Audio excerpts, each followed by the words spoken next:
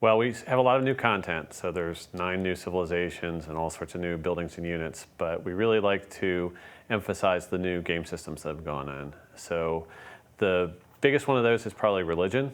Right at the beginning of the game, civilizations can start to worship a pantheon of gods, which gives them one new gameplay benefit.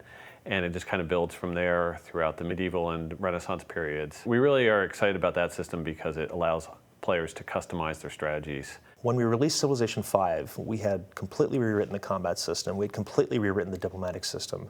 And to add the religion system, at least as it was, layered on top of that, we thought would be a little bit of overkill. So when Ed really attacked us, and he really wanted to come up with something that fit with Civ 5, he really dug down deep and came up with something that we think is really, really cool. If I want this to be a game that I can play over and over again, and I don't want to have, the same choices presented to me without a lot of variation. So I like that kind of customization.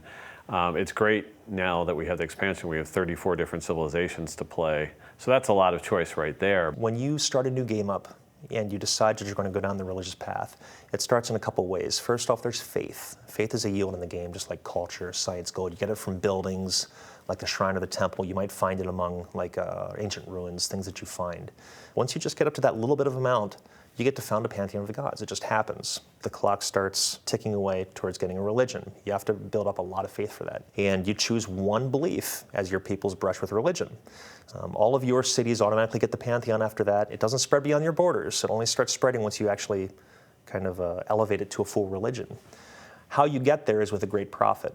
You have a chance to spawn him every turn, but eventually you will get him, and when you do, you can actually use him to found a religion. After you've established your first religion, if you manage to keep building up faith, you can have your great prophet do a holy site, which is going to generate faith, kind of like a landmark will for your great artists. Oh, there's one other thing too.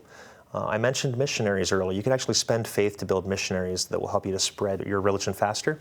You can also use an extra great prophet for that. If you have a great prophet later, they can actually spread religion 3 times. They can go up to 3 different cities, boom, boom, boom, before they're expended, and really do a big job of spreading your religion. Well, I like how espionage lets you sort of get a look inside the other civilizations. That system goes in and starts checking in with what the AI is thinking about for those other civilizations.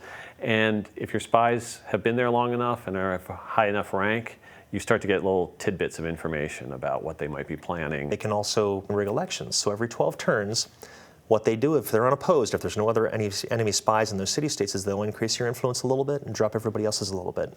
So it's like a slow drip of water. If you're impatient, you can do what's called a coup. Now, if it's successful, you'll completely take over the allied spot. The person who was there before will take over wherever you were before, so it happens instantly. And if you're not successful, your spy's executed. You lose all your influence. Generally makes a mess of things, but it's for the gamblers out there. I'm a gambler, so I use the button a lot. They have a chance to do a few things. They can either steal a tech, because the more science that city is generating, the faster your spy is going to steal tech, and you'll be able to watch the bar in your espionage UI. And once it fills up, he'll have stolen a tech, and it'll come into being, and bam, you have it, and then he'll start doing it all over again. That's great because it brings the rest of the world that's going on in the civilization game to life more. You can sort of get the secret plans and thoughts of the other leaders through the espionage system, so that's really what I love. We've always been in an ongoing fight with the game itself to make naval a really compelling part of the game. So we wanted to make it dangerous. We wanted to have a reason for you to build a fleet. And the ability to take coastal cities and give you a foothold in an enemy territory so you can actually start out an invasion like that. You don't have to risk all your land units first. Now you have your naval units. You take that enemy city. You now have a foothold to land all of your other stuff up behind it and move forward. And one area we definitely found some weaknesses, it was the AI's ability to gather up an army, get that army across the seas. So we made it so that the embarked units can now stack with the naval units. And now a naval invasion just doesn't take as much space on the map. We've also tried to fill in some holes in terms of nothing between the trireme and the caravel. So we added the galleass, which is a ranged Renaissance era ship, and that's actually the first ship that gets a ranged attack capability. It's kind of really nice when you get to that one. But I've done a lot of work on the AI it takes to actually gather these fleets together, how they're grouped, how they're sent out, and he's made it efficient by probably over 100%. So they're doing it twice as fast as they were before. The way that they're grouping their fleets together is working much better than it has before. But that kind of AI work, the stray great generals that everybody would notice that the AI had one out in the open, easy to capture, A lot of those things we're really trying to squash to make the whole experience even better.